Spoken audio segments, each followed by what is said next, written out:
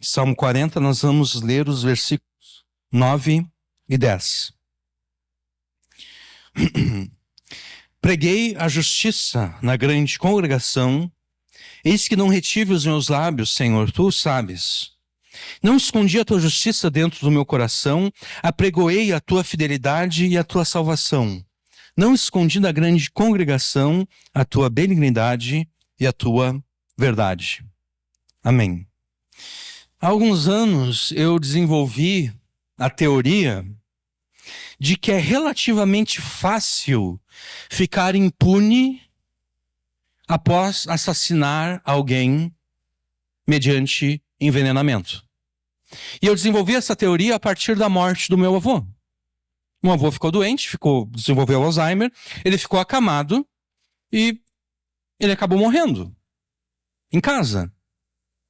E quando ele morreu, eu esperava que fosse feita uma autópsia nele para determinar a causa da morte. Mas não foi feito. Eles levaram o corpo dele, se eu não me engano, acho que para o hospital municipal. Foi atestada a morte e daí liberaram o corpo para a funerária. E eu pensei, que coisa. Seria muito fácil ter envenenado meu avô? Ninguém descobriria que mataram um velhinho. Né? Anos depois o mesmo aconteceu com a minha avó. Ela ficou com Alzheimer, ficou acamada, faleceu em casa. Na verdade, acho que ela não chegou a falecer em casa, eu não me engano. Acho que ela faleceu, foi chamado SAMU, ela estava mal, foi chamado SAMU, acho que ela faleceu no trajeto entre a casa aqui e o hospital municipal. Mas de qualquer forma, ela morreu, não foi feito nenhum tipo de autópsia, o corpo dela foi liberado para a funerária, e ali me confirmou essa teoria. Eu pensei, de novo, olha só, alguém poderia ter envenenado a velhinha e ninguém saberia que mataram ela. Essa teoria ela foi confirmada novamente para mim em setembro último, quando um homem com sintomas de infecção alimentar deu entrada num hospital, vindo a falecer horas depois. Se o corpo dele tivesse sido submetido à autópsia, a autópsia teria mostrado que ele foi envenenado. A polícia investigaria o caso e chegaria até a assassina, a nora daquele homem. Mas como não foi feita autópsia nenhuma, a assassina ficou livre, ficou impune e ficou livre para cometer mais 3 mortes por envenenamento. E o erro dela, do ponto de vista criminoso, o erro dela foi...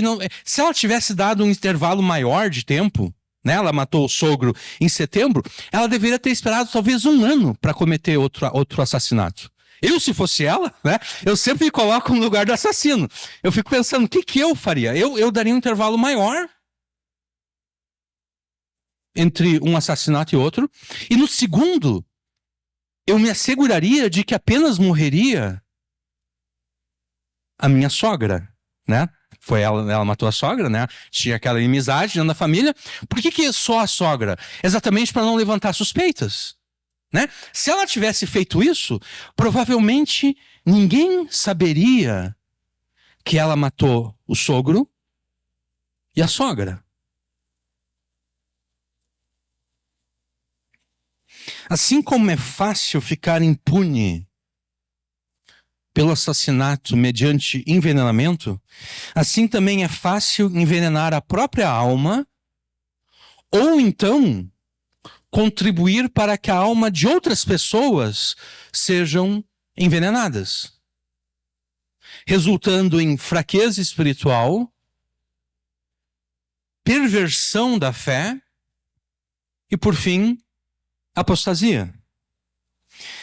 Na mensagem passada, nós demonstramos que assim como muitas pessoas usam o nome de uma marca famosa para se referir a uma categoria de produtos, e o exemplo que nós demos foi o Nescau, né? Eu tinha menos de 10 anos, estava na casa de uma pessoa que eu não me lembro quem era, essa pessoa me ofereceu um copo de Nescau, eu disse que eu queria, Quando ela me deu o copo de Nescau e eu dei o primeiro gole, eu percebi que não era Nescau.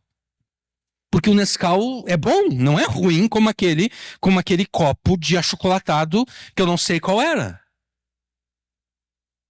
Assim como as pessoas usam Nescau ou qualquer outra marca famosa, Omo, né? Omo para sabão em pó, né? Ou, no caso, sabão líquido, né?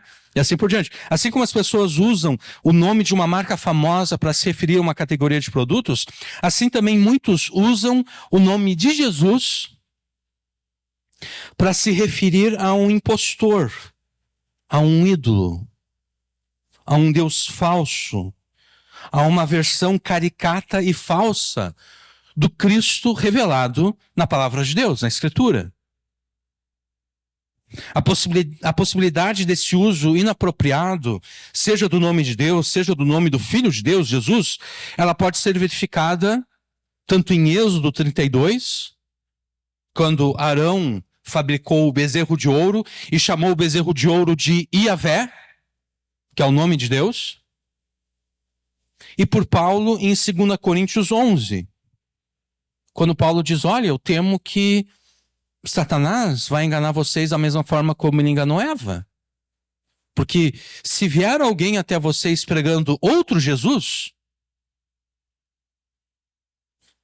se vier alguém até vocês oferecendo um outro espírito, então Moisés e Paulo, eles afirmam a possibilidade de nós usarmos o nome de Deus ou o nome de Jesus para nos referirmos a um impostor, a um ídolo, a um Deus falso, a uma caricatura, a uma falsificação do verdadeiro Jesus.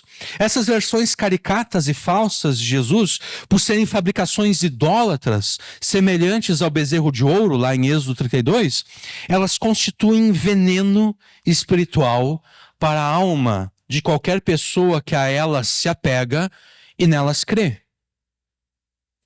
E a partir dessa constatação, ainda na introdução da mensagem passada, nós afirmamos o seguinte: de nada adianta os teus familiares, amigos, vizinhos, conhecidos, que são as pessoas que você quer ver salvos, né? As pessoas que você quer que sejam salvas por Jesus, as pessoas que você quer que se arrependam dos seus pecados e creiam em Jesus.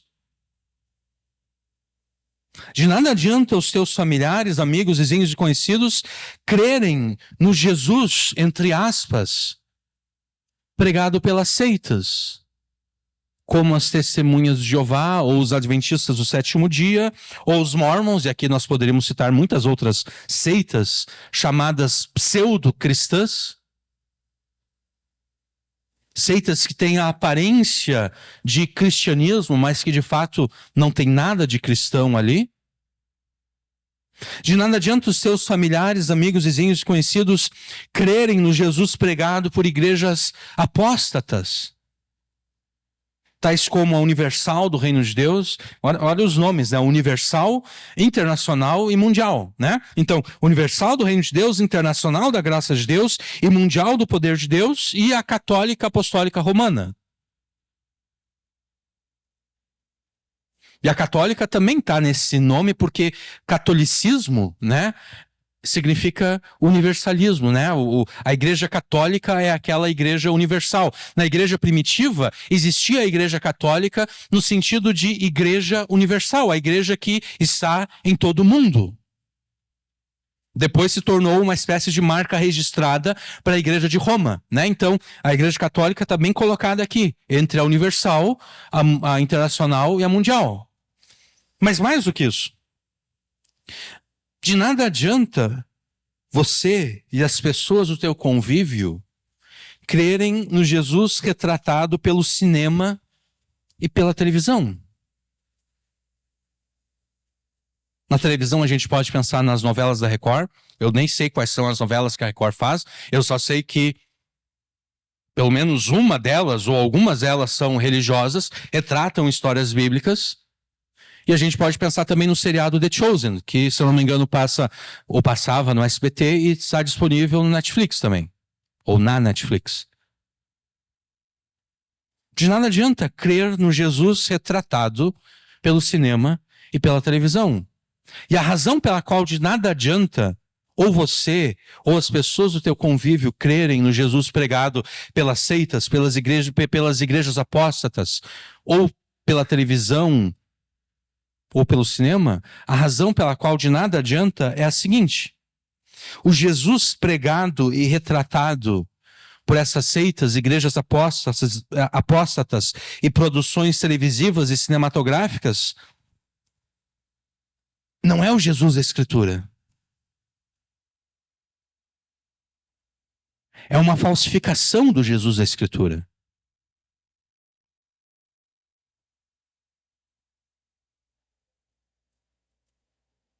É uma caricatura do Jesus da Escritura.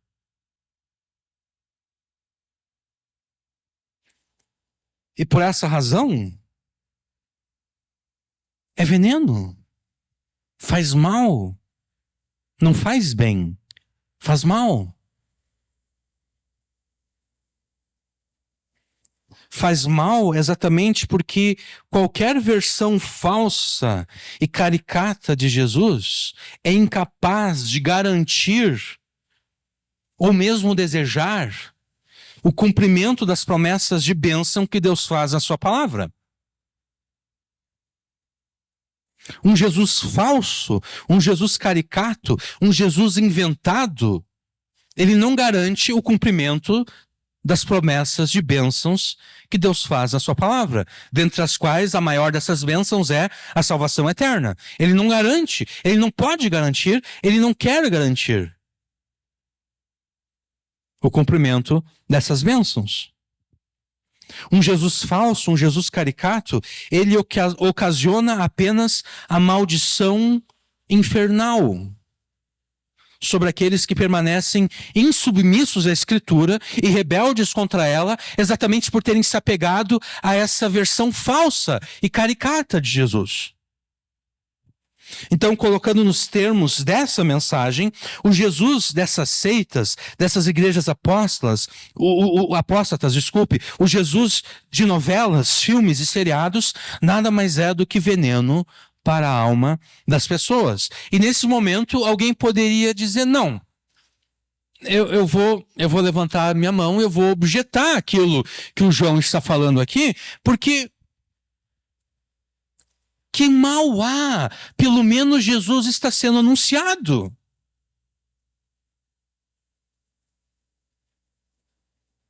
E essa pessoa que levantou a mão para fazer uma objeção à minha pregação, ela citaria Paulo em Filipenses. Quero ainda, irmãos, que saibam que as coisas que me aconteceram têm até contribuído para o progresso do Evangelho, de maneira que toda a guarda pretoriana e todos os demais sabem que estou preso por causa de Cristo. E os irmãos, em sua maioria, estimulados no Senhor por minhas algemas, ousam falar a palavra com mais coragem. É verdade que alguns proclamam Cristo por inveja e rivalidade, mas outros o fazem de boa vontade. Estes o fazem por amor, sabendo que estou incumbido da defesa do Evangelho. Aqueles, porém, pregam a Cristo por interesse pessoal, não de forma sincera, pensando que assim podem aumentar o meu sofrimento na prisão. Mas quem importa? Uma vez que, de uma forma ou de outra, Cristo está sendo pregado, seja com fingimento, seja com sinceridade, também com isso me alegro. Sim, sempre me alegrarei. Essa pessoa vai dizer, se Paulo pôde se alegrar por, de uma forma ou de outra, Cristo ser anunciado, por que pregaríamos contra aqueles que hoje anunciam a Cristo? De uma forma ou de outra. Ou de uma forma talvez não tão fiel assim à Escritura. Que importa? Jesus está sendo anunciado.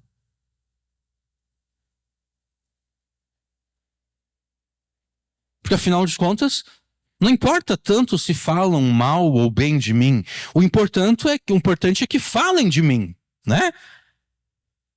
Então, o que importa?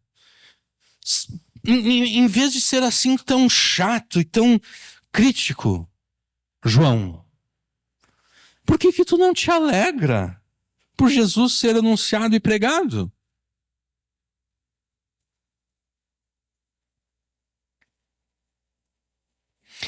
essa objeção ela não faz sentido algum, exatamente porque ela confunde duas categorias. A primeira categoria é a motivação daqueles que pregam, que é o tema de Paulo em Filipenses 1. E a segunda categoria é o conteúdo que está sendo pregado, que é o tema da mensagem passada e dessa pregação. Mas nós não vamos responder a essa objeção agora, nós vamos responder no decorrer dessa mensagem. Essa é a quinta mensagem de uma série intitulada Destrua todas as desculpas que as pessoas apresentam para não crer em Jesus e no Evangelho. E uma das desculpas que as pessoas apresentam é exatamente a sua fé numa versão caricata e falsa de Jesus. Você vai pregar o Evangelho para o teu familiar e ele diz, mas eu vou na igreja católica. Eu não preciso de Jesus. Eu não preciso de Jesus porque eu já tenho Jesus. Eu vou na igreja católica. Ou eu vou na Universal do Reino de Deus. Ou eu vou na Mundial ou na Internacional. Ou então eu estou fazendo estudos bíblicos com o pessoal lá da Testemunhas de Jeová. Ou eu estou fazendo estudos bíblicos com os Adventistas do Sétimo Dia, com os Mormons. Ou então, todo dia eu ligo a televisão na Record e eu olho as novelas da Record. Eu tenho Jesus. Ou então, todo dia eu ligo no SBT ou na Netflix e eu assisto The Chosen. Eu tenho Jesus. A Paixão de Cristo é o meu filme favorito.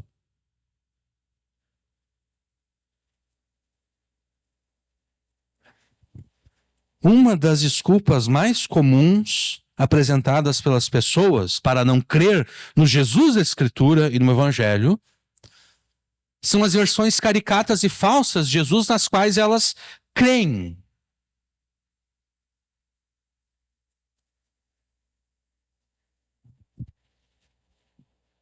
Se você não confrontar os seus familiares, amigos, vizinhos e conhecidos pela fé que eles depositam nas mais diversas caricaturas e falsificações de Jesus que existem por aí, você contribuirá para o envenenamento das almas dessas pessoas.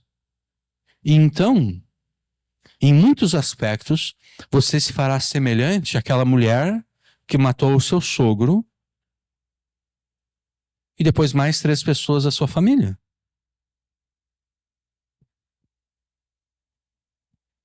Não envenene a tua alma e não contribua para que a alma dos teus familiares, amigos, vizinhos e conhecidos sejam envenenadas pela fé em versões caricatas e falsas de Jesus. Porque ao contrário do Brasil, onde é relativamente fácil ficar impune pelo assassinato de uma pessoa mediante um envenenamento, no reino de Deus, a pregação contrária à Escritura não ficará impune. Porque Jesus, fiel e verdadeiro, pela palavra de Deus que procede da sua boca como uma espada afiada, julgará a cada um segundo as suas obras.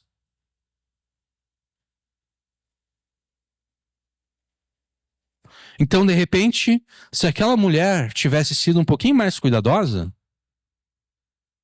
ela poderia ter ficado impune dos assassinatos por ela cometidos, mediante o envenenamento.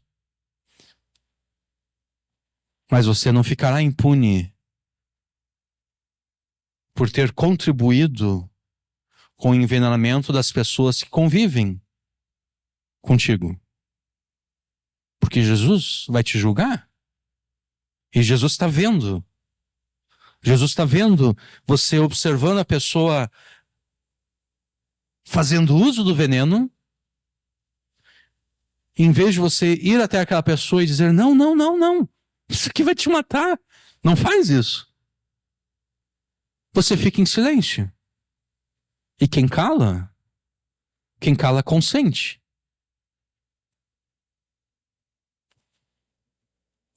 Assegure-se de que você, os seus familiares, amigos, vizinhos e conhecidos tenham a palavra de Deus como antídoto contra o veneno mortal e representado pelas versões caricatas e falsas de Jesus.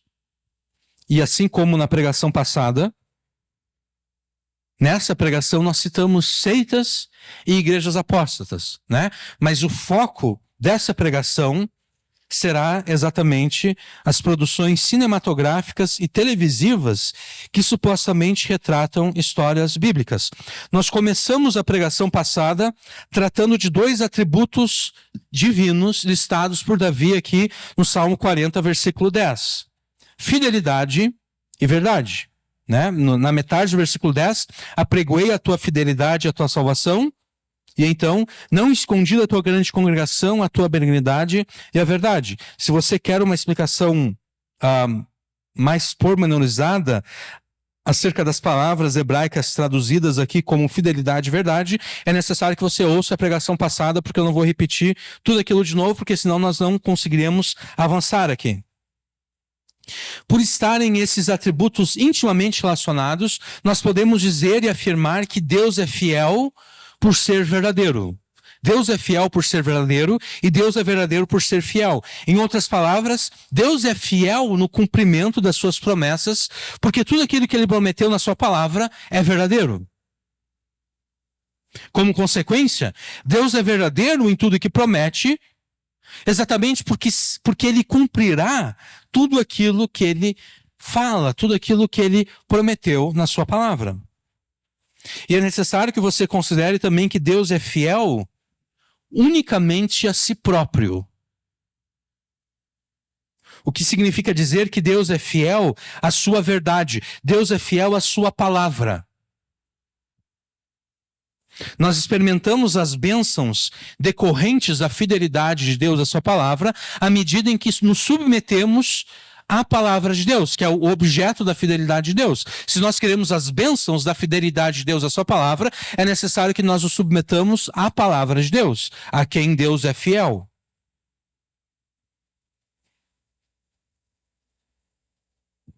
Deus é fiel à sua palavra, independente da nossa fidelidade, independente da nossa submissão. O que significa que se nós não nos submetermos à palavra de Deus, Deus permanece fiel. Mas em vez de experimentarmos as bênçãos que decorrem da fidelidade de Deus à sua palavra, nós experimentaremos as maldições que decorrem da fidelidade de Deus à sua palavra. Porque Deus promete bênção e Deus também promete maldição. Deus, através de Moisés, diz a Israel, olha, eu estou colocando diante de vocês o caminho da vida e o caminho da morte. Vida e bênçãos, se vocês se submeterem à minha palavra, se vocês obedecerem à minha palavra. Morte e maldição, se vocês forem infiéis, se vocês não se submeterem, se vocês se rebelarem, se vocês não obedecerem. Então, repetindo, Deus é fiel unicamente à sua palavra, de modo que se você quiser receber as bênçãos que decorrem da fidelidade de Deus à sua palavra, você deve se submeter à palavra de Deus. Se você não fizer isso, não será bênção que você receberá, e sim maldição. Obviamente, há inúmeras formas insuspeitas pelas quais você chega a rejeitar a palavra de Deus, pelas quais você chega a se rebelar contra a palavra de Deus, de modo a receber maldição e não bênção. E algumas dessas formas nós citamos na introdução dessa mensagem: seitas e igrejas apóstatas.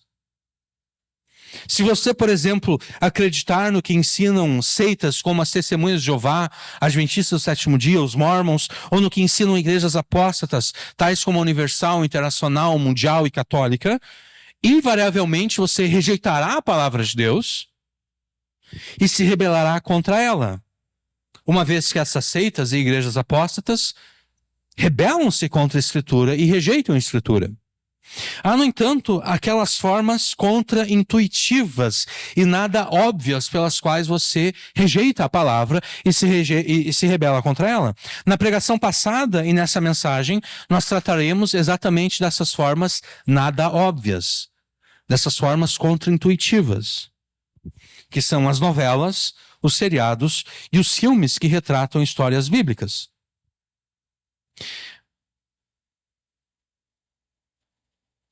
você rejeita a palavra de Deus e se rebela contra ela ao assistir novelas, seriados e filmes que retratam histórias bíblicas. Essa é uma afirmação incendiária e polêmica.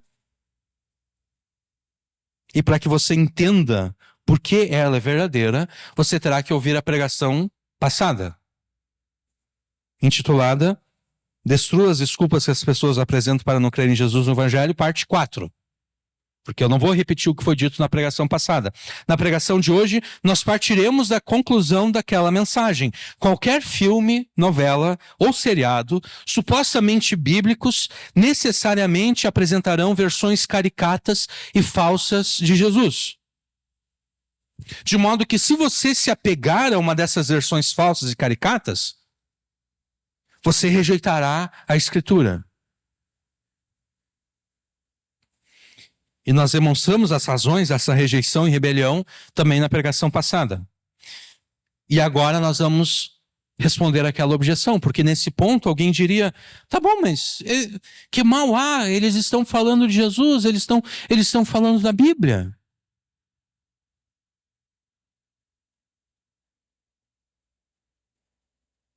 Tudo bem que o Edir Macedo engana todo mundo, né? Roubando o dinheiro das pessoas, pregando um Jesus falso, mas pelo menos ele está produzindo novelas que falam de Deus, que falam da Bíblia. Tudo bem que o The Chosen é produzido por mormons, mas pelo menos ele está falando da Bíblia, de Jesus.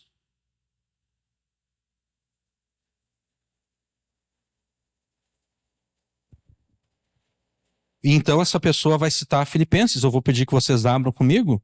Filipenses capítulo 1.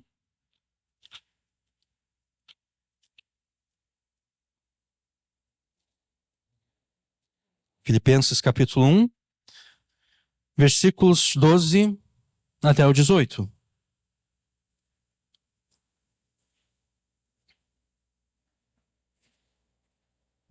E quero, irmãos, que saibais que as coisas que me aconteceram contribuíram para maior proveito do Evangelho, de maneira que as minhas prisões em Cristo foram manifestas por toda a guarda pretoriana e por todos os demais lugares. E muitos dos irmãos do Senhor, tomando ânimo com as minhas prisões, ousam falar a palavra mais confiadamente, sem temor. Verdade é que também alguns pregam a Cristo por inveja e contenda, mas outros de boa vontade. Uns, na verdade, anunciam a Cristo por contenção, não puramente, julgando acrescentar aflição às minhas prisões, mas outros por amor, sabendo que fui posto para a defesa do Evangelho. Mas que importa? Contanto que Cristo seja anunciado, de toda maneira, de uma forma ou de outra, ou com fingimento ou em verdade, nisso me regozijo e me regozijarei ainda. Então essa pessoa diz, pô, se Paulo se alegra, por que que tu não te alegra? Por que você é tão crítico? Por que você é tão chato assim? Né? E nós já adiantamos a introdução que essa objeção ela não faz sentido exatamente porque ela confunde duas categorias.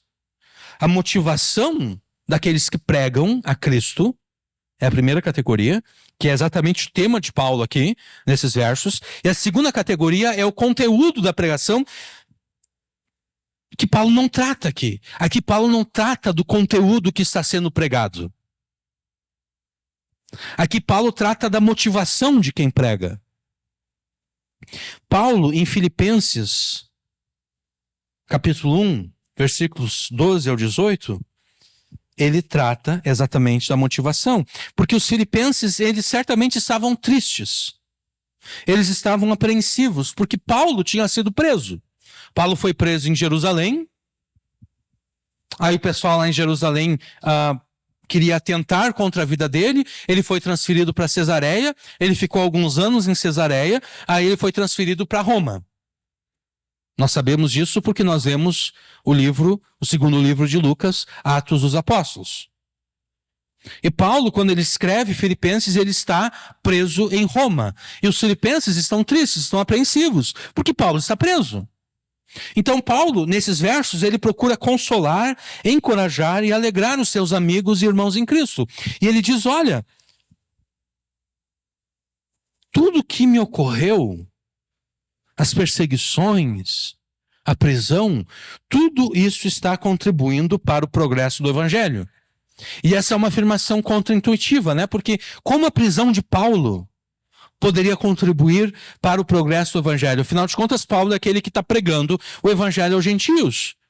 Ele não pode mais pregar agora. Como é que a prisão dele contribui para o progresso do evangelho? Ele explica. Em primeiro lugar, desde Jerusalém até Roma, passando por Cesareia, a guarda pretoriana e todas as pessoas tomaram conhecimento de que Paulo está preso por amor a Jesus, de que Paulo está disposto a ser preso por amor a Jesus, inclusive a morrer por amor a Jesus. Porque ao ser transportado para Roma, ele vai lá para ser julgado por César. E César poderia dizer, olha, Paulo, tu não cometeu nenhum crime e eu vou te soltar.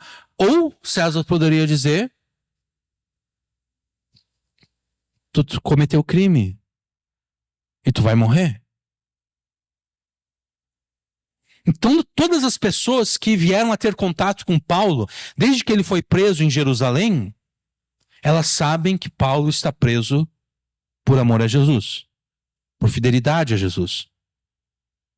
Em segundo lugar, a prisão de Paulo fez com que o zelo de muitos irmãos em Cristo aflorasse.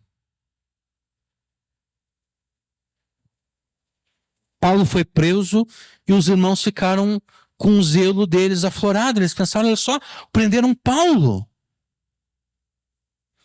E eles pensaram, quer saber, nós vamos pregar também a Jesus agora com mais ousadia. Mas não eram todos que pregavam a Jesus com motivação correta. Alguns pregavam a Jesus motivados por amor a Cristo e por terem testemunhado a fidelidade de Paulo em se dispor a ser encarcerado por sua fé em Jesus. Outros pregavam a Cristo motivados por inveja, motivados por rivalidade, com o objetivo de aumentar o sofrimento de Paulo na prisão. Como quem diz, olha só, Paulo, a gente está fazendo aquilo que tu não pode mais fazer. Tu está preso aí, tu não pode mais pregar a Jesus, a gente está pregando aqui e tu não pode mais fazer isso. Então uns pregavam por uma motivação boa, correta, justa, outros pregavam por motivação errada, inveja, rivalidade.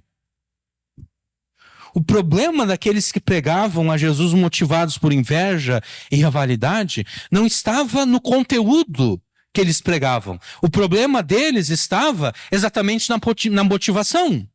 A pregação deles estava correta. Aquilo que eles falavam estava correto. O que estava errado era o que os levava a falar. Eles não estavam falando por amor a Jesus. Eles estavam falando por inveja, por rivalidade. Mas mesmo motivados por inveja e rivalidade, o que eles falavam era correto. Então o problema deles não era o conteúdo da pregação, o conteúdo da mensagem. O problema deles era a motivação.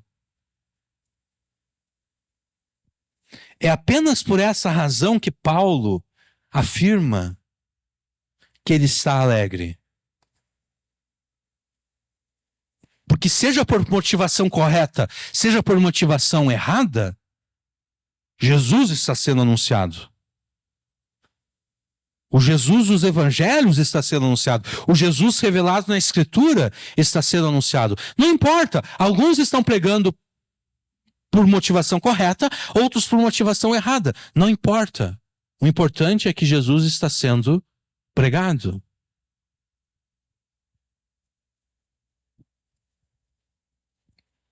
É por isso que Paulo se alegra. E agora eu peço que vocês abram comigo em Gálatas, onde vocês não encontrarão um Paulo alegre. Paulo jamais se alegraria se ele soubesse que alguém estava pregando uma versão caricata e falsa de Jesus. O que fica claro pelo que ele escreveu em Gálatas, capítulo 1, versículos 6 a 9. Maravilho-me de que tão depressa passasseis daquele que vos chamou a graça de Cristo para outro evangelho, o qual não é outro, mas há alguns que vos inquietam e querem transtornar o evangelho de Cristo. Mas ainda que nós mesmos, ou um anjo do céu vos anuncie outro evangelho, além do que já vos tenho anunciado, seja anátema. Assim como já vos dissemos, assim de novo agora vos digo. Se alguém vos anunciar outro evangelho, além do que já recebestes, seja anátema. Aqui Paulo não está alegre. Aqui Paulo não está feliz. Ao contrário de Filipenses 1, versículos 12 ao 18, onde Paulo trata da motivação daqueles que pregam a Cristo, em Gálatas 1, versículos 6 ao 9, Paulo trata do conteúdo da pregação. Composta basicamente por gentios convertidos a Cristo, as igrejas da Galácia estavam sendo assediadas pelos judaizantes. Quem eram os judaizantes? Os judaizantes eram um grupo de judeus cristãos pertencentes especialmente ao partido dos fariseus. Nós encontramos os fariseus nos evangelhos, né? Constantemente Jesus conversando e debatendo com os fariseus. Quando Jesus sobe aos céus e Pedro prega o seu primeiro sermão e depois o segundo sermão e assim por diante, muitos judeus creem em Jesus. Inclusive muitos fariseus creem em Jesus. E um grupo específico de judeus cristãos pertencentes a esse grupo, eles insistiam no seguinte, eles insistiam que para que os gentios fossem salvos por Jesus, para que os gentios fossem contados como povo de Deus, eles deveriam obedecer aos mandamentos cerimoniais da lei de Deus, da lei de Moisés. Nós encontramos esse grupo lá em Atos 15. Vocês não precisam abrir, eu vou ler para vocês aqui. Alguns indivíduos que foram da Judéia para Antioquia ensinavam aos irmãos. Antioquia era uma igreja onde havia uma mistura entre judeus e gentios, tá? Então, alguns indivíduos que foram da Judéia, Jerusalém especificamente, para Antioquia, ensinavam aos irmãos: se vocês não forem circuncidados segundo o costume de Moisés, não podem ser salvos. Tendo surgido um conflito e grande discussão de Paulo e Barnabé com eles, foi resolvido que esses dois e mais alguns fossem a Jerusalém, aos apóstolos e presbíteros, para tratar dessa questão. Encaminhados, pois, pela igreja, atravessaram as províncias da Fenícia e Samaria e, narrando a conversão dos gentios, causaram grande alegria a todos os irmãos. Quando chegaram a Jerusalém, foram bem recebidos pela igreja, pelos apóstolos e pelos presbíteros, a quem relataram tudo o que Deus havia feito com eles. Mas alguns do partido dos fariseus, que haviam crido, se insurgiram dizendo: é necessário circuncidá-los e ordenar-lhes que obedeçam, que observem a lei de Moisés. Segundo Jesus, e consequentemente segundo os apóstolos, a exigência para a salvação de qualquer pessoa, de qualquer pecador, é dupla: arrependimento de pecados e fé no Evangelho, fé em Jesus. Só isso. Contrariando a Jesus e aos apóstolos, os judaizantes afirmavam haver uma necessidade anterior: a obediência aos mandamentos cerimoniais da lei de Moisés, com grande destaque para a circuncisão. O que eram esses mandamentos cerimoniais da lei de Deus? Eram aqueles mandamentos que diziam respeito às cerimônias celebradas e oficiadas pelos sacerdotes, no tabernáculo ou no templo, dentre as quais a circuncisão. E além disso, também aqueles mandamentos que diziam respeito à purificação de objetos e à purificação de pessoas. Então, por exemplo, se você já leu Levítico, você deve ter percebido a grande quantidade de mandamentos que diz respeito à purificação de objetos e de pessoas.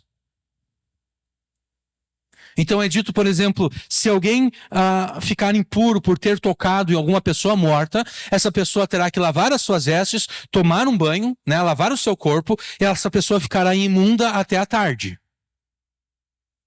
E daí, passada a tarde, ela será considerada limpa. Ou então, se um homem tiver relações com uma mulher, né, e houver a cópula entre os dois, né, houver emissão de sêmen, aquele homem e aquela mulher ficarão impuros. Eles devem lavar os seus corpos, né, e eles ficarão imundos até a tarde.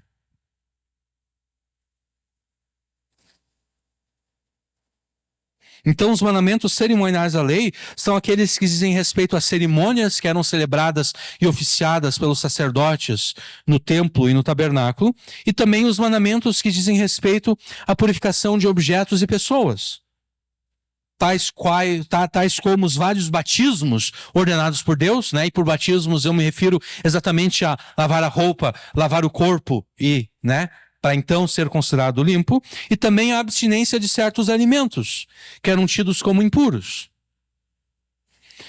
Sendo que Jesus é o perfeito e eterno sumo sacerdote de Deus a favor do seu povo, a lei cerimonial foi plenamente cumprida e encerrada por Jesus na sua vida, morte, ressurreição e ascensão aos céus.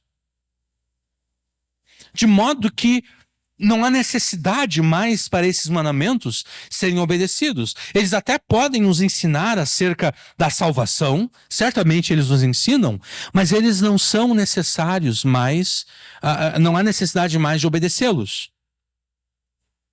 Então, por exemplo, quando um casal, né, homem e mulher casados, eles mantêm relação sexual, Deus não exige que eles tomem banho após a relação sexual para que fiquem puros. Não.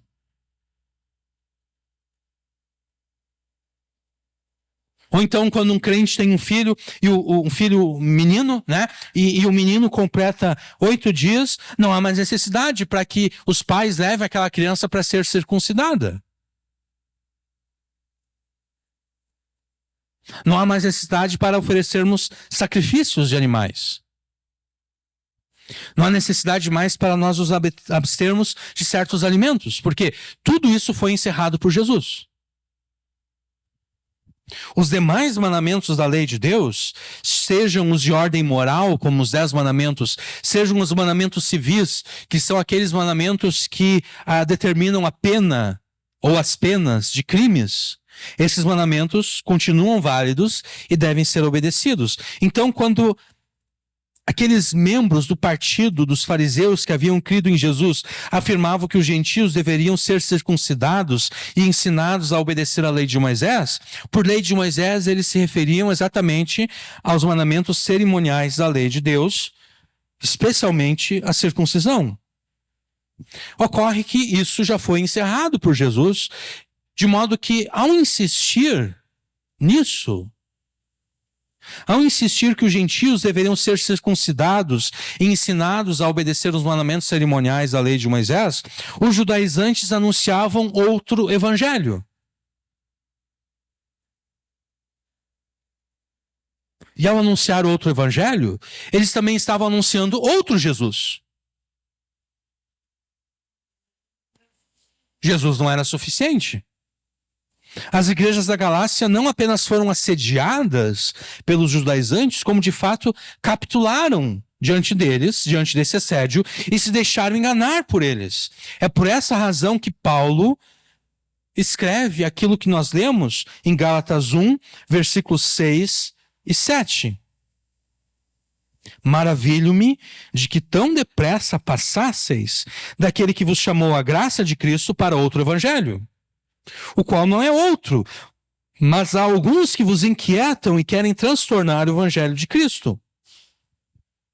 Note como aqui Paulo não está nem um pouquinho preocupado com a motivação dos judaizantes. Ele não está preocupado com a motivação dos judaizantes em insistir que os gentios deveriam ser circuncidados. Não. Paulo não dá a mínima para aquilo que motiva os judaizantes. A preocupação de Paulo aqui é o conteúdo da pregação que os judaizantes estavam fazendo. Essa é a preocupação dele aqui. uma vez que eles pregavam algo tão deturpado que nem mais poderia ser chamado de evangelho. Paulo então afirma em Gálatas 1, versículos 8 a 9, que quem ousar pregar um evangelho diferente do evangelho pregado pelos apóstolos está debaixo do anátema de Deus, está debaixo da maldição de Deus. Ainda que nós mesmos, ainda que um anjo do céu vos anuncie outro evangelho, além do que já vos tenho anunciado, seja anátema. Assim como já vos dissemos, agora de novo também vos digo. Se alguém vos anunciar outro evangelho, além do que já recebestes, seja anátema, seja maldito, seja amaldiçoado. Pregar um evangelho diferente do evangelho pregado por Jesus e pelos apóstolos implica pregar um Jesus diferente do Jesus que é apresentado na Escritura. Porque o Cristo apresentado na Escritura cumpriu o aspecto terreno do seu ofício sacerdotal. E ele cumpriu isso com perfeição. De modo que todos os mandamentos cerimoniais foram por ele e nele encerrados. Mas o Jesus dos judaizantes era um Jesus diferente. O Jesus dos judaizantes não havia cumprido o aspecto terreno do seu ofício sacerdotal. Não. O Jesus dos judaizantes falhou nisso. O Jesus dos judaizantes não era um sacerdote perfeito e eterno, segundo a ordem de Melquisedeque. É por isso que eles insistiam, olha, tem que continuar circuncidando. Tem que continuar todas essas cerimônias de lavagens. Tem que continuar se abstendo de certos alimentos. É um Jesus diferente. Paulo é extremamente duro na sua epístola aos Gálatas. Paulo é extremamente duro na sua epístola aos Gálatas, porque assim como aqueles que pregam uma versão de Jesus diferente do Jesus revelado na Escritura estão debaixo da maldição de Deus, também estão debaixo da maldição de Deus aqueles que creem em versões diferentes, caricatas, falsas de Jesus. Não estão debaixo da maldição de Deus apenas aqueles que pregam. Estão debaixo da maldição também aqueles que creem. Paulo pôde se alegrar na sua epístola aos Filipenses, porque ainda que alguns pregavam a Cristo com motivação errada, a pregação que eles faziam era correta. A motivação estava errada, mas a pregação estava correta. Mas ele não consegue e não pode se alegrar com os judaizantes, exatamente porque eles pregavam outro evangelho, anunciando uma versão falsa e caricata de Jesus. A irritação de Paulo contra os judaizantes, que pregavam essa versão caricata e falsa de Jesus, a irritação de Paulo contra eles era tal que Paulo chegou a afirmar o seguinte: olha, já que vocês amam tanto a circuncisão, por que vocês não se castram de uma vez por todas? A nossa versão não deixa isso muito claro, né? Em Gálatas 5:12, nós vemos aqui na nossa versão: eu queria que fossem cortados aqueles que vos andam inquietando. O sentido aqui é: eu queria que fossem castrados aqueles que vos andam inquietando, né? Esses caras amam tanto circuncisão, eles querem tanto ficar cortando aquela pelezinha do órgão masculino, então corta tudo de uma vez. Já que vocês amam tanto a circuncisão, cortem tudo de uma vez, se castrem. Esse é o tamanho da irritação de Paulo aqui.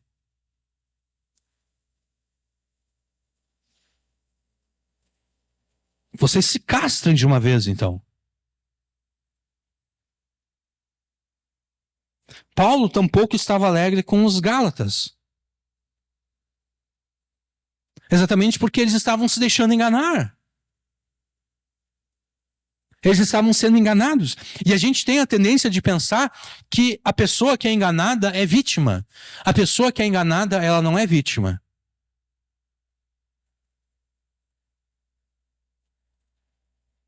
A pessoa que é enganada, ela não é vítima. A pessoa que é enganada é culpada por ter sido enganada. Ela deveria ter pesquisado melhor. Ela não deveria ser assim tão simplória a ponto de acreditar em qualquer pessoa que fala qualquer coisa para ela. Não.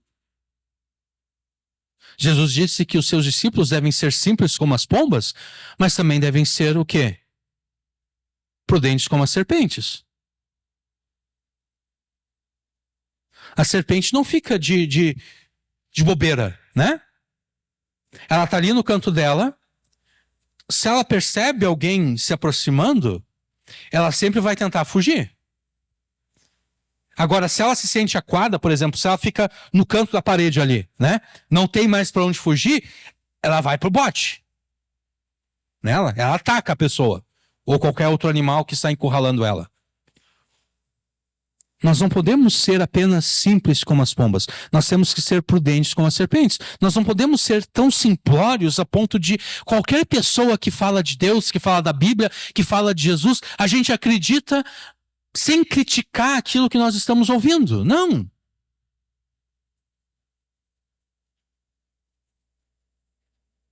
Tem que ter a capacidade de ouvir aquilo que está sendo dito e criticar de acordo com a palavra de Deus. Porque nem todo que chama Jesus de Senhor entrará no reino dos céus. Né? Isso quer dizer o seguinte, só porque a gente ouve, só porque na Universal, na frente de cada Universal está escrito Jesus Cristo é o Senhor, isso não quer dizer que eles de fato tenham a Jesus como Senhor.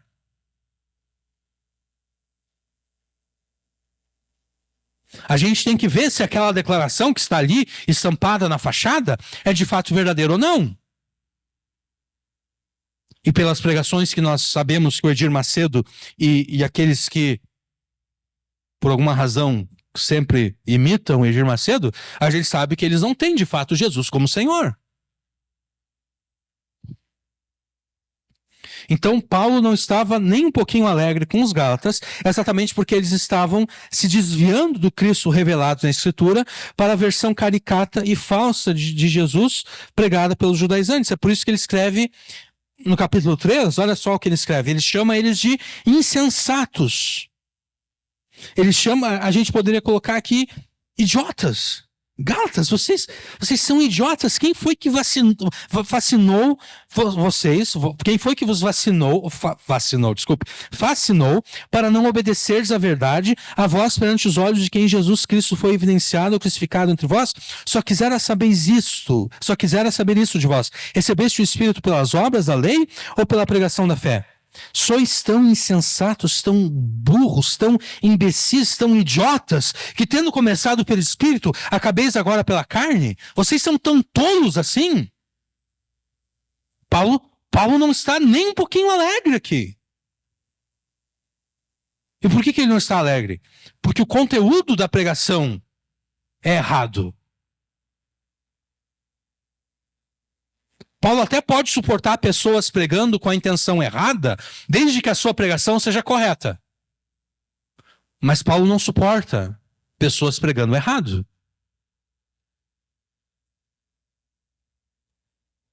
Ele não se alegra com pessoas pregando errado. Então o argumento que afirma, pelo menos Jesus está sendo anunciado, só faz sentido no contexto em que a pregação é correta, segundo a Escritura, ainda que talvez a motivação não seja tão correta assim. Ocorre que nessa pregação e na pregação passada, nós não estamos tratando da motivação das pessoas que participam da produção de novelas, seriados e filmes. Nós não estamos julgando se eles estão motivados corretamente ou não. Não é disso que nós estamos tratando aqui. Nós estamos tratando do conteúdo que está sendo veiculado por esses filmes, novelas e seriados ditos cristãos. Porque, retomando aquilo que nós afirmamos na pregação passada, qualquer adaptação cinematográfica ou televisiva de um livro acarreta a modificação da história original. Se você já leu um livro Na semana passada eu dei o exemplo do Código da Vinci, né? Eu li o livro antes de ver o filme. E quando eu vi o filme, eu percebi mudanças. Personagens que não existem no livro, existem no filme. Outros personagens menores que existem no livro, não existem no filme. O enredo foi mudado. Diálogos foram acrescentados, diálogos foram suprimidos, diálogos foram modificados. E se você já viu o seriado The Chosen ou alguma novela da Record, você deve ter percebido isso. Você deve ter percebido que na novela ou no seriado existem personagens que não existem na Bíblia. Você deve ter percebido que existem diálogos que aparecem na novela, aparecem no seriado, mas não existem esses diálogos na Bíblia. Você deve ter percebido diálogos que existem na Bíblia e que foram modificados na novela ou no seriado. E você deve ter percebido que tudo isso acaba mudando a história.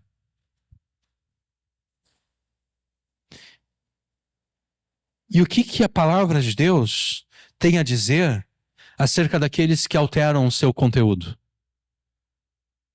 Seja pela adição de coisas que não estão nela, ou seja pela supressão de coisas que estão nela. Bom, a palavra de Deus diz o seguinte: toda a palavra de Deus é pura.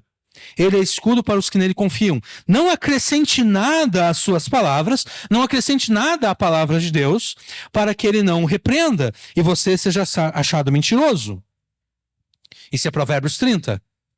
Apocalipse 22. Eu, a todo aquele que ouve as palavras da profecia deste livro, testifico. Se alguém lhes fizer qualquer acréscimo, Deus lhe acrescentará os flagelos escritos neste livro. E se alguém tirar qualquer coisa das palavras do livro dessa profecia, Deus tirará a sua parte da árvore da vida, da cidade santa e das coisas que estão escritas neste livro. Filmes, seriados e novelas que supostamente retratam histórias bíblicas não estão de fato retratando a palavra de Deus. Estão deturpando a palavra de Deus, estão modificando a palavra de Deus. Estão acrescentando personagens que não existem, estão acrescentando diálogos que não existem, estão modificando diálogos que existem. A palavra de Deus está sendo alterada, está sendo modificada. Ao mesmo tempo, estão sendo acrescidas coisas da palavra de Deus e também retiradas coisas da palavra de Deus. Na pregação passada, nós analisamos uma cena específica do seriado The Chosen. E nós concluímos que aquela cena deturpou grandemente o que a Escritura ensina acerca da pessoa e da obra de Jesus. Em apenas 4 minutos. Em apenas 4 minutos, eles deturparam grandemente a pessoa de Jesus e a obra de Jesus. Se em uma cena de meros 4 minutos esse seriado conseguiu deturpar grandemente a pessoa e a obra de Jesus, quanto maior não será a deturpação se nós considerarmos todos os episódios e temporadas desse seriado.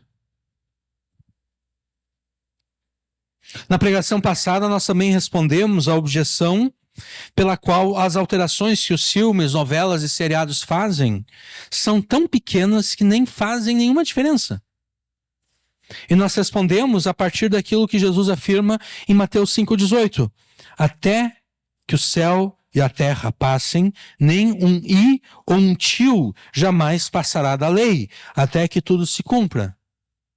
Jesus considera que mesmo a menor letra da palavra de Deus é de extrema importância.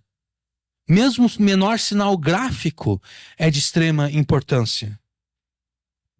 De modo que, se ocorrer alteração na menor letra ou no menor sinal gráfico, para Jesus, a palavra de Deus está sendo adulterada.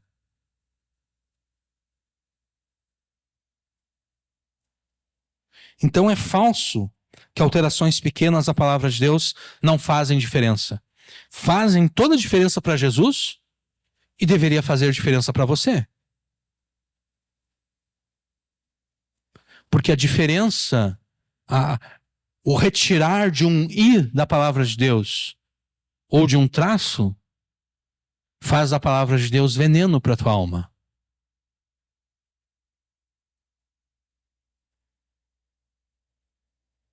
A química é assim, né? Nós temos substâncias que fazem bem para o organismo que nós precisamos para sobrevivermos, para termos saúde. Mas se ocorrer uma modificação naquela substância, aquela substância já não é mais adequada para o consumo humano. Ela se torna tóxica, venenosa.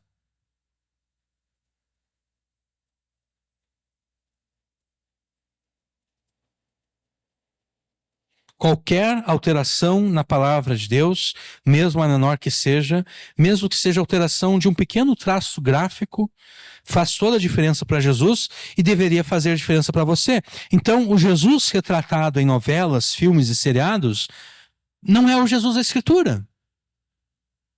Nós demonstramos isso na pregação passada, no diálogo entre Jesus e Judas. Um diálogo que não aparece na Escritura e um diálogo que deturpa a imagem de Jesus, deturpa quem é Jesus.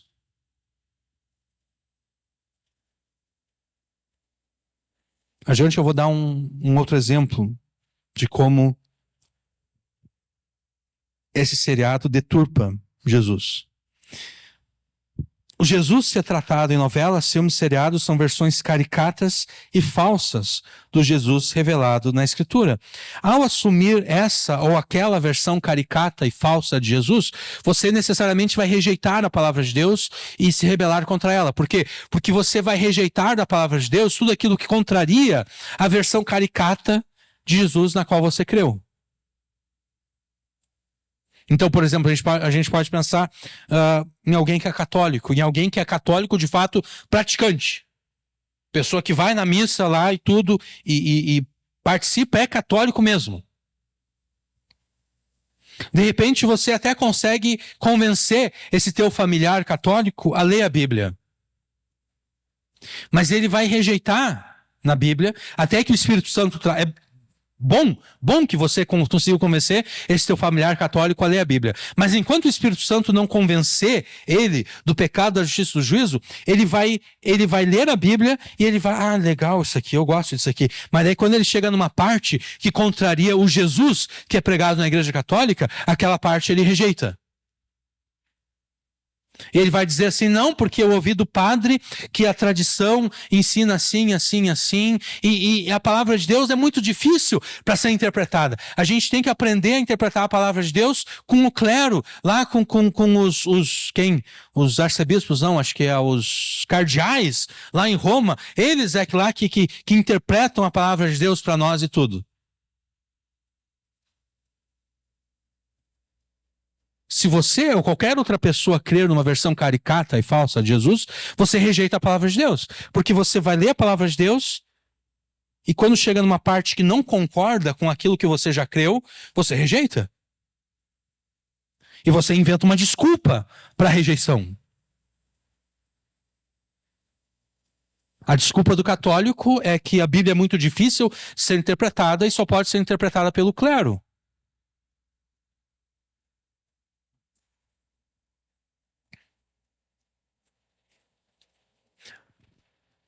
É interessante que incrédulos e não cristãos se agradam grandemente do Jesus caricato e falso apresentado pelo The Chosen.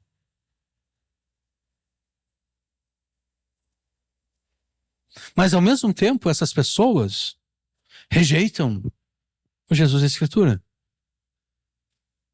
Se você chegar até elas e apresentar Jesus como ele é, elas não querem. Elas querem um Jesus do seriado, mas não um Jesus da Escritura. Elas querem um Jesus da novela, não um Jesus da Escritura. Elas querem um Jesus do filme, não um Jesus da Escritura.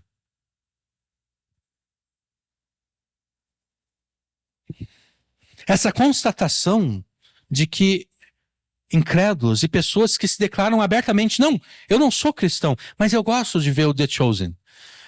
Essa constatação deveria fazer soar todos os alarmes existentes na igreja para que os cristãos, pastores e igrejas se atentem para o perigo que é dar atenção a versões cinematográficas e televisivas de Jesus. E esse perigo é mortal, porque um Jesus diferente do Jesus da Escritura, um Jesus caricato e falso, não pode salvar ninguém. Não pode salvar você. Não pode salvar as pessoas que você quer ver salvas. Não pode salvar os seus familiares, os seus amigos, vizinhos conhecidos. E esse Jesus não pode salvar exatamente porque esse Jesus falso e caricato, ele é incapaz de garantir o cumprimento das promessas de Deus. Né? Deus é fiel porque é verdadeiro e Deus é verdadeiro porque ele é fiel. Deus cumpre tudo aquilo que ele fala, exatamente porque tudo aquilo que ele fala é verdadeiro. Mas esse Jesus, falso e caricato, ou qualquer outro Jesus, falso e caricato, ele não garante o cumprimento da Escritura. Porque ele não é fiel à Escritura da mesma forma que que Deus é fiel à Escritura e que o Jesus verdadeiro é fiel à Escritura. Esse Jesus, ou essas versões caricatas e falsas de Jesus, garantem apenas a maldição infernal sobre aqueles que neles creem, sobre aqueles que a eles se apegam. De modo que qualquer Jesus diferente do Jesus da Escritura é veneno para a alma de qualquer pessoa. Então você não deve se alegrar com filmes, novelas e seriados como quem diz, pelo menos Jesus está sendo anunciado. Vamos nos alegrar, pelo menos Jesus está sendo anunciado. É mesmo? Jesus está sendo anunciado? O Jesus da Escritura? Não, é um Jesus diferente. Mas Jesus está sendo anunciado. Bom, se é um Jesus diferente, não é um Jesus, não, Jesus não está sendo anunciado, de fato, né? É um Jesus falso que está sendo anunciado. É um Jesus caricato que está sendo anunciado. Então não há nenhum motivo de alegria nisso, né? Oi? Em muitos aspectos, sim. Em muitos aspectos, sim. Sim, porque quem está olhando a novela da Record ou o seriado The Chosen, a pessoa realmente está acreditando que aquilo ali é verdadeiro. Quando ela vê uma novela da Globo, ela só está vendo por entretenimento, né? Não tem nada para fazer, vou botar na Globo, vou ver uma novela. Mas ela não vai pautar a sua vida por aquilo que ela está... Bom, algumas pessoas fazem isso, né? Mas, via de regra, a pessoa não vai pautar a sua vida por aquilo que ela está vendo na novela da Globo. Mas ela vai pautar a sua vida por aquilo que ela está vendo na novela da Record, se essa novela retrata uma história bíblica, ou no seriado The Chosen, ou qualquer outra coisa semelhante a isso. Então, em muitos aspectos, é pior. Em muitos aspectos, é pior. Da mesma forma que em muitos aspectos, seria melhor... Não, eu não vou afirmar isso, porque se eu afirmar isso, eu vou ter que gastar um tempão explicando, e se eu gastar um tempão explicando, a gente não vai chegar ao final dessa pregação da mesma forma como ocorreu na pregação passada. Então, eu vou deixar a minha afirmação polêmica para outra pregação futura. Então, não há motivo para alegria. Jesus não está sendo anunciado. Jesus não está sendo pregado. Sendo que você não deve se alegrar com filmes, novelas e seriados que supostamente retratam histórias bíblicas, uma vez que o que está ali constitui veneno para a alma de quem as assiste, você também não pode ter essas novelas, filmes e seriados como fonte de diversão, como fonte de entretenimento. Porque como você poderia se entreter e se divertir com o engano? Foi nesse ponto que nós paramos na pregação passada. Eu afirmei na pregação passada que eu, particularmente, eu não gosto de filme religioso evangélico. Eu não vejo. Tem algum filme religioso, evangélico, cristão? Eu não vejo, eu não gosto. Porque quando eu quero ver um filme, eu quero ver um filme porque eu quero me divertir vendo aquele filme. E se eu ver alguma heresia sendo retratada naquele filme, retratada positivamente, né? Sendo ensinada como algo positivo, naquele filme evangélico, naquele filme cristão, eu vou ficar irritado, da mesma forma que Paulo ficou irritado em Gálatas. E daí, o objetivo de ver o filme, perdeu o objetivo, né? Porque eu tô vendo o filme porque eu quero me divertir. Eu tô vendo... Oi? Eu quero relaxar. Eu não quero ficar irritado com heresia. Basta o resto do dia que eu estou irritado. Agora eu quero relaxar. Eu não quero ficar pensando em teologia e como esses caras estão distorcendo a palavra de Deus. Não, eu quero relaxar agora. Novelas, filmes e seriados que retratam histórias bíblicas não deveriam ser fonte de entretenimento para você. Você não deveria... o que a gente vai olhar hoje?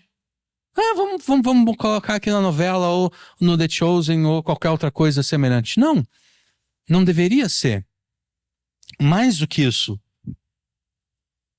como você poderia fazer de filmes, novelas e seriados que deturpam a palavra de Deus fonte de diversão e entretenimento para os teus filhos? Ou para os teus sobrinhos? Ou para os teus netos?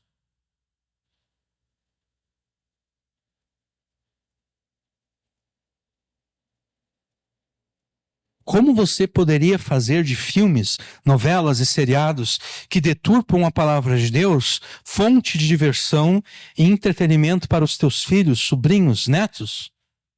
Porque olha o que a palavra... Talvez você não saiba disso, mas a palavra de Deus tem algo a dizer acerca da diversão. Ela tem algo a dizer acerca do entretenimento. Praticar a maldade é como um divertimento para o insensato. O homem inteligente se diverte com a sabedoria. Provérbios 10, 23. Não existe maior maldade. Pensa na maldade daquela mulher que envenenou o seu sogro e depois mais 3 pessoas. Quer dizer, ela envenenou mais pessoas, né? Mas ela conseguiu matar apenas o seu sogro e outras 3 pessoas depois. Pensa na maldade dessa mulher. É uma maldade grande, né? Ter o sangue frio de batizar, no caso do sogro, acho que foi leite em pó,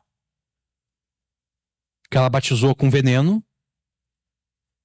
E no caso agora mais recente foi farinha de trigo. A pessoa tem que ter realmente uma psicopatia, né, ou uma sociopatia para chegar na casa de alguém e colocar uma substância venenosa na farinha de trigo, que depois vai ser usada para fazer pão ou bolo, ou torta não, né? Pão ou bolo, qualquer outra coisa assim, ou pizza.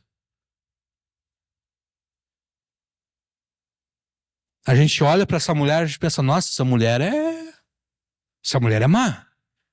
Agora, maior maldade do que o que ela cometeu é deturpar a palavra de Deus.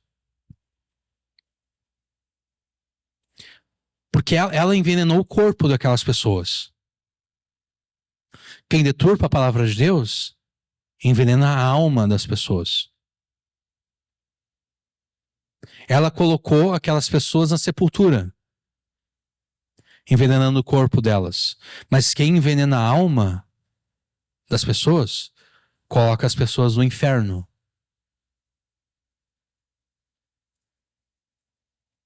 Não existe maior maldade do que deturpar a palavra de Deus e criar versões caricatas e falsas de Jesus. Exatamente porque quem assim faz envenena a alma de outras pessoas, que resulta na condenação eterna no inferno. Então, praticar a maldade é um divertimento para o insensato. O insensato, ele se diverte com a prática da maldade. O insensato vai lá, coloca veneno na farinha de trigo e se diverte com isso. se diverte vendo as pessoas comendo veneno e morrendo. O insensato, ele se diverte vendo a maldade da novela. E quando eu falo da maldade da novela, eu não estou pensando em alguma cena de sexo imprópria para menor de idade e até mesmo para maior de idade, porque se eu, como homem, não posso cobiçar outra mulher, né? Além da minha mulher, que até agora eu não conheci, mas de qualquer forma, se eu como homem não posso cobiçar outra mulher além da minha esposa, se eu como maior de idade vejo uma cena de sexo, obviamente eu vou ser levado a cobiçar aquela mulher, né? Então, na verdade, não existe essa coisa de cena proibidas para menores de idade, né? Qualquer cena de sexo é proibida para qualquer pessoa, porque quando a pessoa vê aquela cena, ela vai cobiçar, a mulher vai cobiçar o homem vai cobiçar a mulher que está na cena. Né? Mas de qualquer forma, a pessoa insensata, ela se diverte com a maldade da novela, com a maldade do seriado, com a maldade do filme que deturpa a palavra de Deus e cria versões falsas e caricatas de Jesus. Como você então pode fazer disso fonte de entretenimento para os teus filhos, sobrinhos ou netos? Somente o insensato faria isso, né? Somente o insensato faria de seriados, filmes, novelas que deturpam a escritura fonte de entretenimento para os seus filhos, para si e para a sua família. Somente quem despreza a sabedoria de Deus, porque a diversão do homem inteligente é a sabedoria de Deus, né? Então, somente quem despreza a sabedoria de Deus faria de seriados, filmes e novelas que criam versões falsas de Jesus fonte de entretenimento para si e para a sua família. A pessoa que, por ter a mente de Cristo, é inteligente, é sábia, diverte-se com o quê? Diverte-se com a sabedoria de Deus.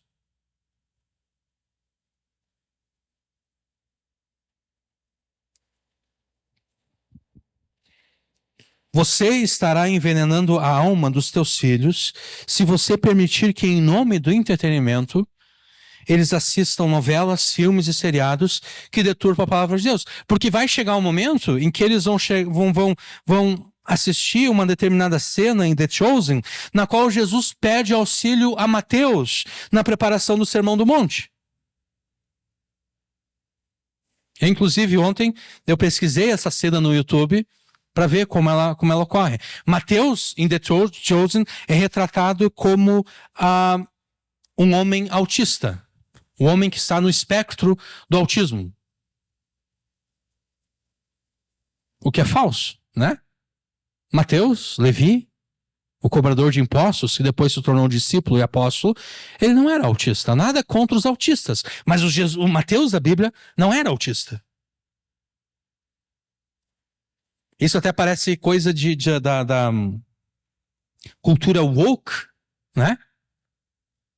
Onde tu faz de tudo para fazer com que a tua audiência diversa consiga se enxergar naquela obra televisiva ou cinematográfica.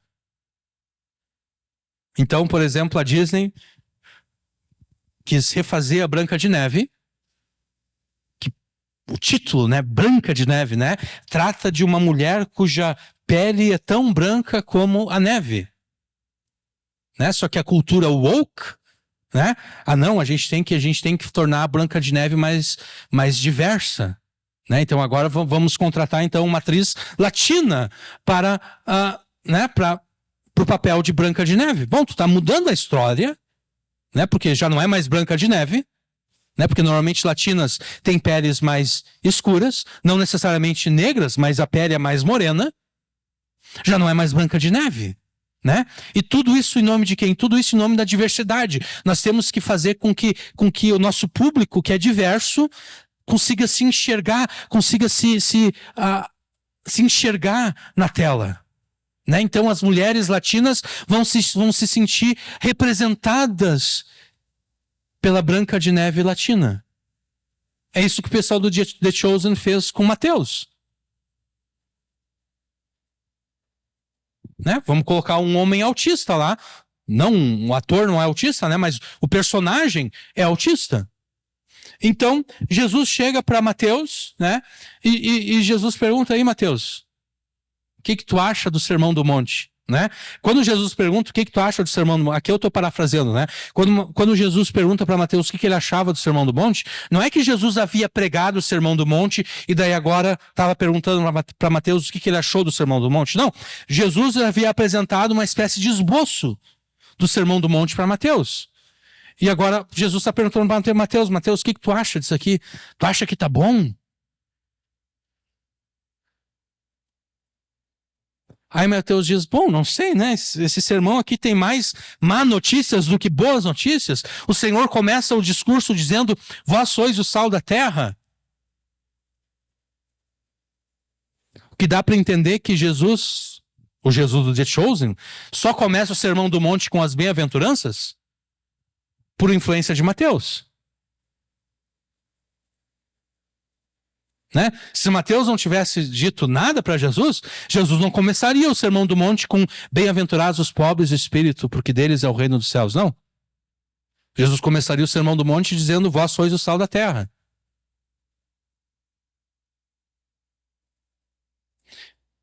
E você pode pensar, tá bom, mas grande coisa.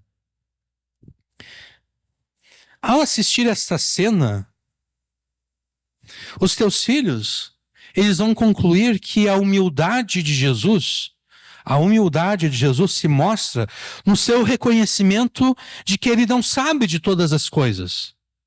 Afinal de contas, ele está se aconselhando com Mateus. Ele está pedindo conselho, ajuda, auxílio a Mateus. Né? Mateus, o que tu acha? Será que eu tenho que acrescentar alguma coisa aqui?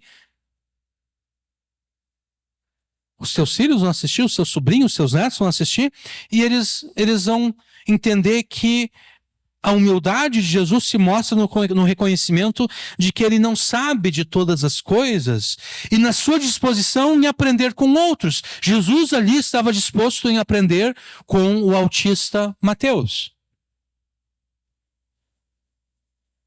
E Jesus, inclusive, muda o Sermão do Monte por causa de Mateus. Porque Mateus disse que não seria uma boa ideia começar o Sermão do Monte com vós sois o sal da terra. Crendo nessa versão caricata e falsa de Jesus, os teus filhos entenderão que aquilo que a Escritura diz, aquilo que a Escritura ordena, não é necessariamente verdadeiro. Não é necessariamente verdadeiro, né? Porque se Jesus teve que se aconselhar com Mateus para descobrir aquilo que é verdade, aquilo que deve ser dito, existem muitas outras coisas nas quais Jesus não atingiu a verdade ainda, nas quais Jesus não sabe tudo ainda, e ele precisa aprender conosco, então. Jesus precisa se aconselhar conosco. Quando os teus filhos, então, decidirem namorarem e se casarem com pessoas descrentes, pessoas incrédulas, e você for até eles dizendo, não, está errado. A palavra de Deus proíbe isso. Você ouvirá como resposta que, assim como Jesus teve que aprender com Mateus, assim também a palavra de Deus é antiquada e precisa ser atualizada segundo os costumes da nossa cultura. Porque é isso que vai ficar na cabeça deles, né?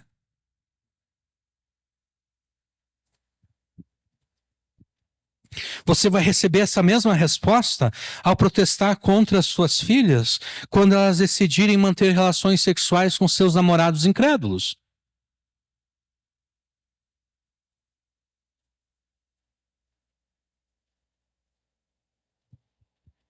E você receberá a mesmíssima resposta quando os teus sobrinhos e netos afirmarem-se gays, lésbicas, trans ou qualquer outra coisa. Porque de nada adianta você criticar o Ed Renekiewicz, que há cerca de 1 ano e meio, 2 anos atrás, afirmou que a Bíblia precisa ser atualizada. E quando ele fala que a Bíblia precisa ser atualizada, ele estava se referindo especificamente à questão do homossexualismo. Né? Não, A Bíblia tem que ser atualizada. Naquela época lá eles eram muito preconceituosos e tudo, e a gente tem que atualizar isso. De nada adianta você criticar o Ed Renekiewicz pela sua afirmação herética de que a Bíblia precisa ser atualizada à cultura dos nossos dias, se você mesmo está promovendo essa atualização herética da Escritura ao ter novelas, filmes e seriados que deturpam a Escritura como fonte de entretenimento para os seus filhos, sobrinhos e netos. Você está lá criticando o Ed Renekiewicz, dizendo como ele se atreve, como pode um pastor dizer que tem que atualizar a Bíblia, e ao mesmo tempo você está ligando o Netflix lá no NetChosen, e o teu filho, o teu sobrinho, o teu neto, o teu irmão mais novo, a tua irmã mais nova, está vendo lá Jesus se aconselhando com Mateus, e aquela criança, aquele adolescente vai pensar que realmente Jesus não sabe de todas as coisas, e ele tem que aprender conosco. Então, não seja como aquela mulher que matou envenenados quatro membros da própria família. Não envenene nem a tua alma, nem a alma dos teus filhos, sobrinhos, netos, primos, irmãos mais novos, familiares, amigos, vizinhos conhecidos. Não tenha como fonte de diversão e entretenimento produções cinematográficas e televisivas que deturpam a Escritura, que criam versões falsas e caricatas de Jesus. Tampouco permita que os seus familiares, amigos, vizinhos, conhecidos tenham essas coisas como fonte de diversão e entretenimento. Se você chega na casa de um parente, de um amigo, e eles estão olhando novela da Record, você deve dizer, olha, quem sabe em vez de ver a novela, por que tu não lê a Bíblia? Em vez de ver o seriado, por que tu não lê a Bíblia?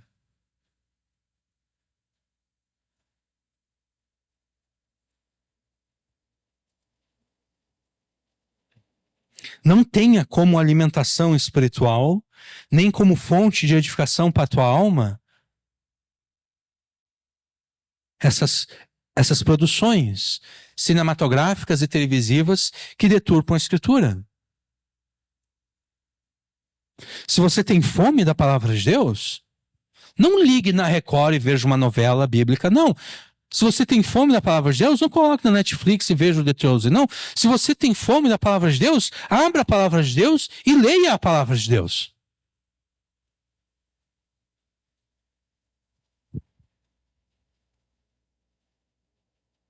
Por que você se alimentaria de novelas, filmes e seriados que deturpam a Escritura quando você tem à tua disposição a própria Escritura?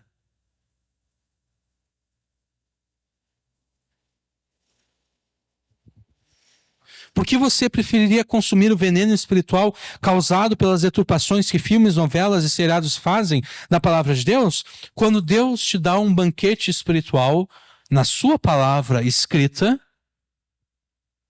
e também na pregação que é feita na igreja na qual você frequenta e é membro? Por que você perderia tempo com versões caricatas e falsas de Jesus e deturpação da Escritura apenas para depois ter que corrigir todas essas coisas pela Escritura? Faz algum sentido? Eu quero edificar a minha alma, então eu vou ver isso aqui.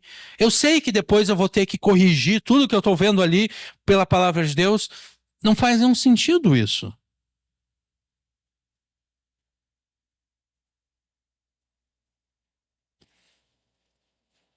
Isso é aquilo que o pessoal gosta de chamar de retrabalho, né? O retrabalho é quando você faz algo, mas não faz como deveria ser feito. E depois você tem que gastar tempo, que poderia estar fazendo outra coisa, para refazer aquilo que você fez de errado. Né? As empresas querem a todo custo evitar o retrabalho. Né? Porque imagina só, o cara... Tá lá o patrão, ele quer que o seu funcionário seja produtivo. Mas o funcionário não vai ser produtivo se ele tem que refazer o trabalho mal feito. Vamos pensar no Vitor, né? O Vitor faz a manutenção errada, né? O cara sai lá da oficina com um carro não tá legal.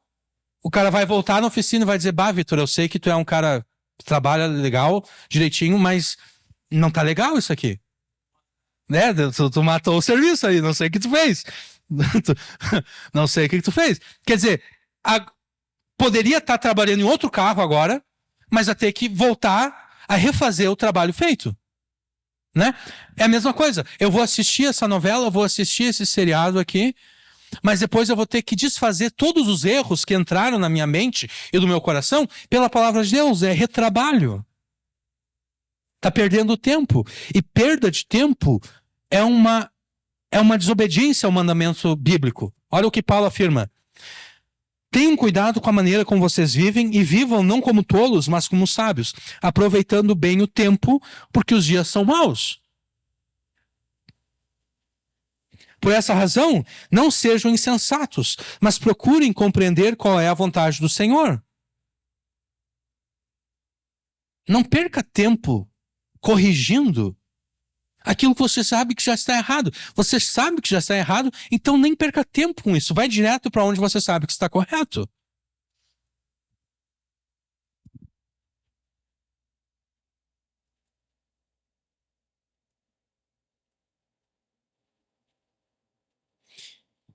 Em vez de ficar em casa para assistir as novelas da Record, vá até o culto. Né? Você tem fome de Deus? Você quer saber mais da palavra de Deus? Bom, essa igreja tem 2 cultos semanais. Semanais, né? Por alguma razão pensei que eu tinha dito mensais, não. 2 cultos semanais.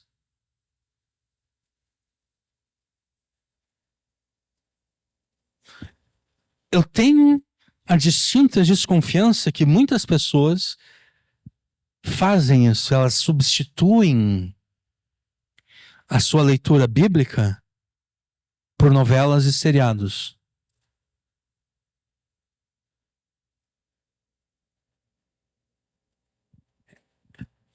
O mesmo que as crianças e adolescentes fazem na escola, né? Tu tem que ler um livro na escola e você sabe que aquele livro foi adaptado para o cinema. Então, em vez de ler o livro, o que você faz? Você vê o filme. Né?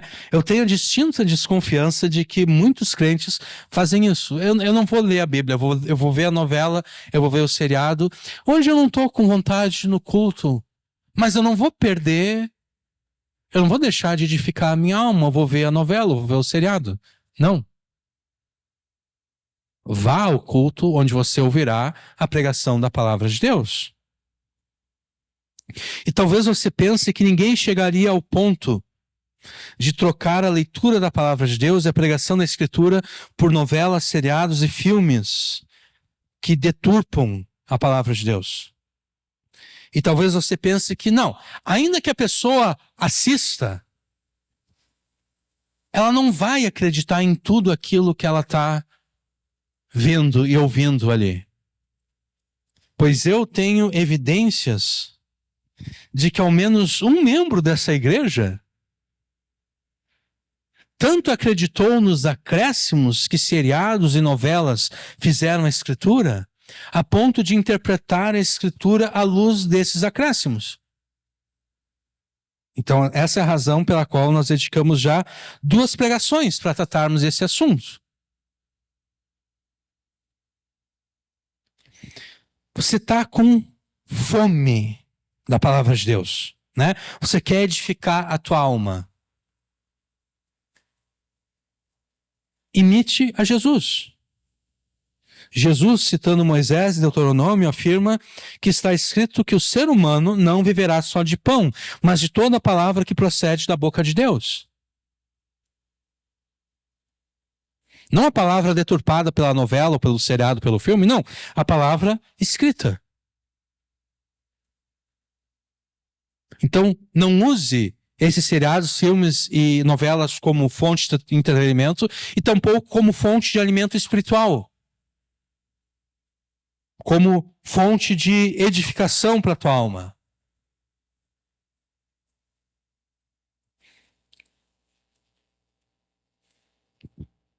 Rejeite todas as versões caricatas e falsas de Jesus, rejeite todas as deturpações da Escritura perpetradas por filmes, novelas e seriados e submeta-te unicamente e plenamente à palavra de Deus. Ou ainda, tenha a palavra de Deus como um antídoto contra o veneno mortal representado por todas as deturpações da palavra de Deus que existem por aí. Voltando aqui para tratar acerca de seitas e igrejas apóstatas, não aceite nenhuma literatura das Testemunhas de Jeová, Adventistas do Sétimo Dia, Mormons. Porque você estudaria a Bíblia com eles quando você tem a Bíblia diante de si? Quando você pode ser como um daqueles bereanos que olhavam para a Escritura, estudavam a Escritura para verificar se tudo aquilo que Paulo estava pregando estava correto.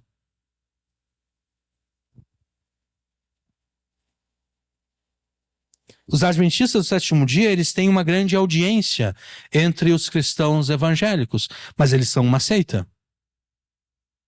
O Jesus deles não é o Jesus da Escritura. O Jesus deles só completou a obra de salvação em 1800 e pouco. O Jesus deles não consumou a salvação na cruz quando disse está consumado. Não.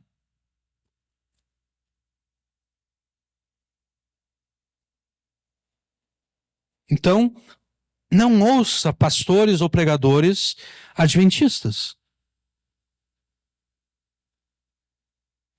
Se você tem o desejo de ouvir pregações fiéis à Escritura, de novo, se esforce para estar presente nos 2 cultos semanais que essa igreja presta a Deus.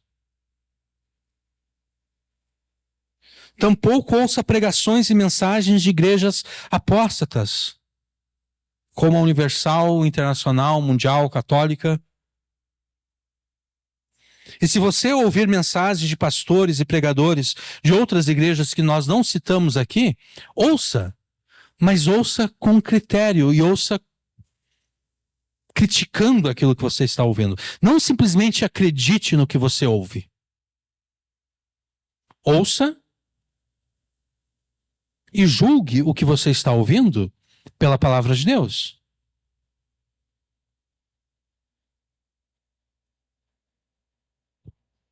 Então, olha só, eu fiz uma distinção aqui, né? Eu disse, não escute pastores da Adventista, não escute pastores da Universal, Mundial, Internacional, Católica, nem pastor, é padre, né? Outras igrejas, você encontra lá um pastor no YouTube lá, quer ouvir? Ouça. Mas ouça, não assim, eu vou acreditar em tudo que esse cara fala. Não, ouça o que ele está falando e julgue o que ele fala pela Escritura. E se o que ele fala está correto de acordo com a Escritura, creia. Mas se o que ele fala, aqui eu acho que ele deturpou um pouquinho ali, aceite aquilo que é bom e rejeite aquilo que é mal.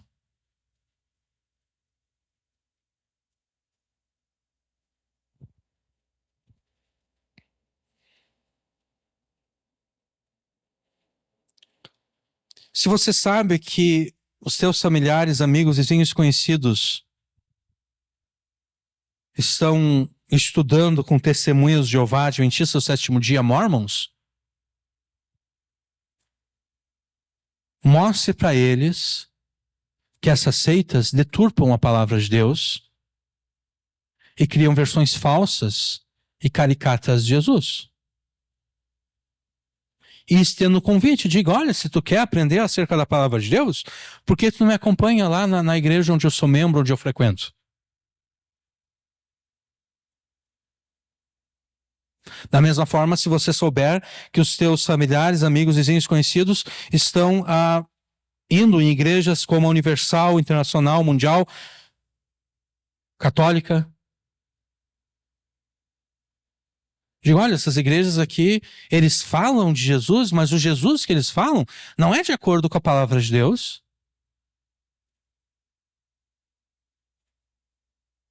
Eles deturpam a palavra de Deus. Por que não me acompanha lá na minha igreja? Lá a palavra de Deus é pregada e é pregada com fidelidade.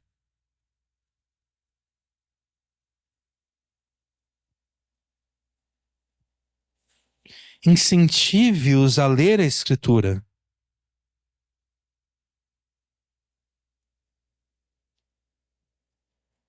E a deixarem essas seitas, igrejas apóstatas, e então te acompanharem até essa igreja. Ensine-os a julgar tudo pela reta justiça.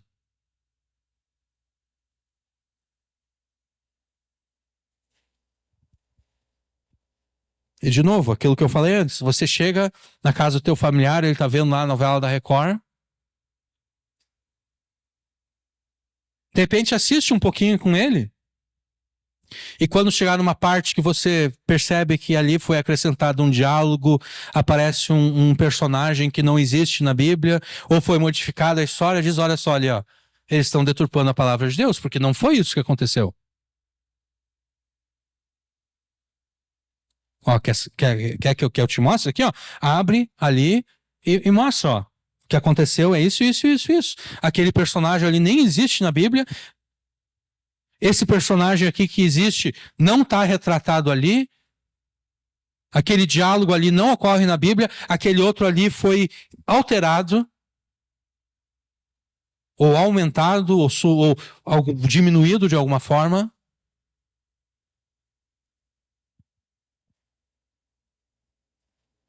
É assim que você se assegurará de que os seus familiares, amigos, vizinhos, conhecidos não crerão em versões caricatas e falsas de Jesus, de modo que eles tenham a palavra de Deus como antídoto contra o veneno espiritual, que é a deturpação da palavra de Deus.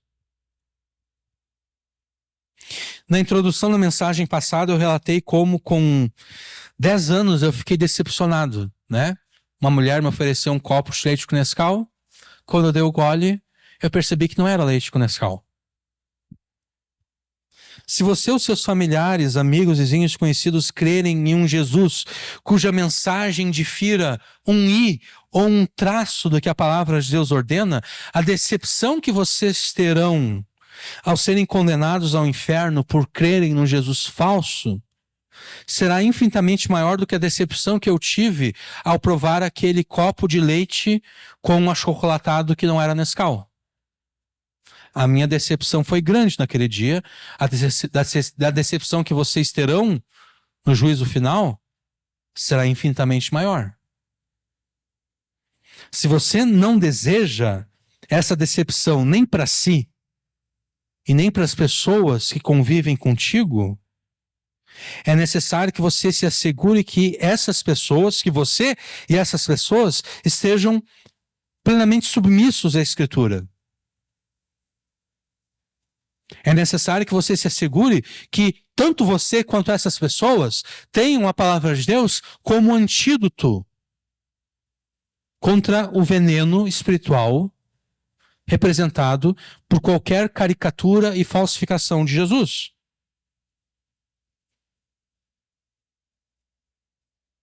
Não seja como aquela mulher que matou envenenados 4 membros da própria família. Porque se ela tivesse sido esperta, um pouco mais inteligente, talvez ela teria ficado impune. Mas ao contrário do Brasil, onde é relativamente fácil ficar impune pelo assassinato de uma pessoa mediante o envenenamento, no reino de Deus não existe impunidade.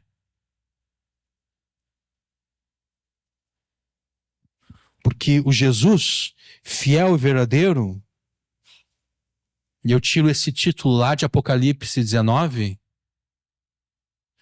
onde João afirma que ele viu um cavalo branco e seu cavaleiro se chama Fiel e Verdadeiro. E o nome pelo qual ele se chama é a Palavra de Deus, e da sua boca sai uma espada afiada. Essa espada nada mais é do que a Palavra de Deus, que é a espada do Espírito. Assim como Deus é fiel e verdadeiro, assim também o Filho de Deus, Jesus, é fiel e verdadeiro. Assim como Deus é fiel unicamente à sua palavra, assim também Jesus é fiel à sua palavra, que é a mesma palavra de Deus. visto que o seu nome é a palavra de Deus, e a mesma palavra de Deus sai da sua boca como uma espada afiada. Se você e as pessoas do teu convívio se submeterem à palavra de Deus, vocês experimentarão as bênçãos que decorrem da fidelidade de Jesus à palavra de Deus. Mas se não ocorrer essa submissão, se no lugar da submissão ocorrer a rebeldia e a rejeição, vocês experimentarão a maldição que decorre da fidelidade de Jesus à palavra de Deus. E certamente não é isso que você quer. Então não permita que os seus familiares, amigos, vizinhos, conhecidos apresentem versões caricatas e falsas de Jesus como desculpa para não crerem no Jesus verdadeiro, no Jesus da Escritura, para não crerem no Evangelho. Destrua com a palavra de Deus todas as desculpas que eles apresentam para não crer em Jesus e no Evangelho. Destrua com a palavra de Deus todas as deturpações da palavra de Deus nas quais eles creram e todas as versões caricatas e falsas de Jesus às quais eles se apegaram. Destrua com a palavra de Deus. Você deve ser como um Gideão, como um Jerubbaal. Deus ordena que Gideão derrube o altar do ídolo, do Deus falso que era adorado por aqueles judeus naquela região. Você deve ser alguém que está a todo momento derrubando ídolos, derrubando deuses falsos, mesmo aqueles que têm o nome de Jesus.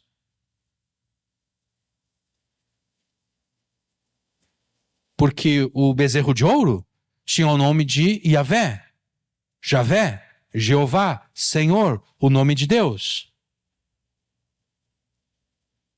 Em 2 Coríntios, Paulo fala da possibilidade dos crentes receberem um outro Jesus diferente do Jesus da Escritura, um outro Espírito diferente do Espírito Santo. Então, destrua todos os ídolos e deuses falsos nos quais creem as pessoas que convivem contigo, mesmo aqueles ídolos e deuses falsos que têm o nome de Jesus. Assegure-se de que você, os seus familiares, amigos, vizinhos, conhecidos, tenham a palavra de Deus como um antídoto contra o veneno mortal representado pelas versões caricatas e falsas de Jesus. Amém.